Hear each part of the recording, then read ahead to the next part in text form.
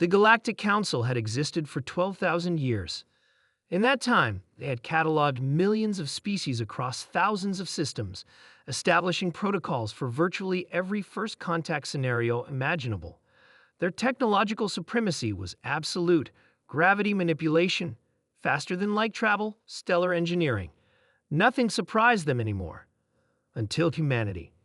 Captain Marcus stood on the bridge of the USS Thunderchild, a 20-kilometer-long battleship that represented the pinnacle of human engineering. Encased in layered titanium tungsten composite, bristling with kinetic accelerators, and powered by fusion reactors, it was a testament to humanity's approach to space. Build it big, build it strong, and arm it to the teeth. Incoming transmission, Captain. First Officer Rivera announced, her voice steady despite the tension filling the bridge. Unknown origin, non-standard frequencies.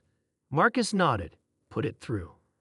A holographic display flickered to life, revealing a being unlike anything in human records.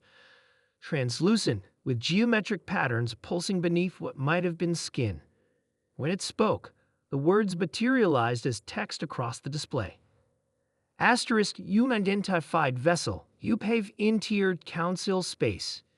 Explain your nature and INT asterisk. Marcus squared his shoulders. This is Captain Marcus of the United Nations ship Thunderchild. We are an exploration vessel from Earth. Our intentions are peaceful. A pause.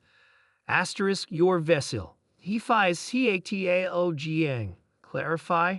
Why do is your peaceful ship appear to be composed entirely of vehicles PLIT forms and ARMOR?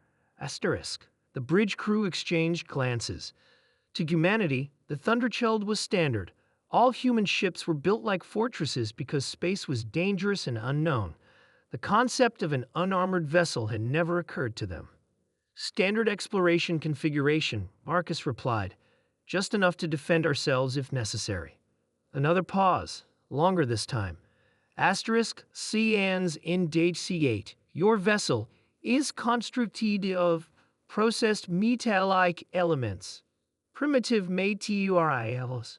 Yet your vessel mass exceeds any warship in Council or EDCORDs. Explain asterisk. Rivera whispered to Marcus. They don't use metal? The alien continued. Asterisk, counciled vessels utilize GREVITIC fields and energy MATRICES. Your USC of civilized mater is seal on CER and asterisk. Concerning. Marcus raised an eyebrow. Steel works. It's reliable. We've found no reason to abandon it. The communication officer muted the channel momentarily. Sir, we're detecting massive energy signatures approaching. Multiple vessels, unlike anything we've seen. Marcus nodded. Keep our posture non-threatening, but bring defensive systems to standby.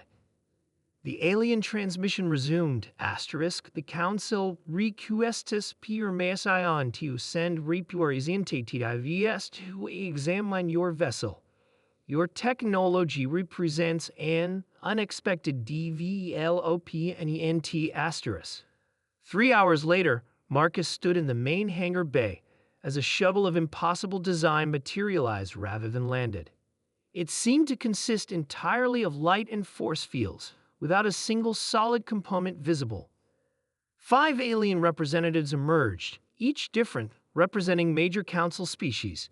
They moved with the casual grace of those accustomed to technological superiority, until they encountered the deck plating.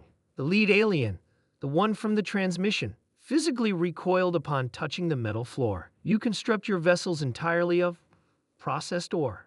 Reinforced steel alloy for the primary hull, yes, Chief Engineer Thompson explained proudly. 40 meters thick at critical junctures. We can take a direct asteroid impact and keep going. Another alien, insectoid in appearance, approached the nearest bulkhead. You have no gravitic shielding, no particle fields. How do you survive radiation?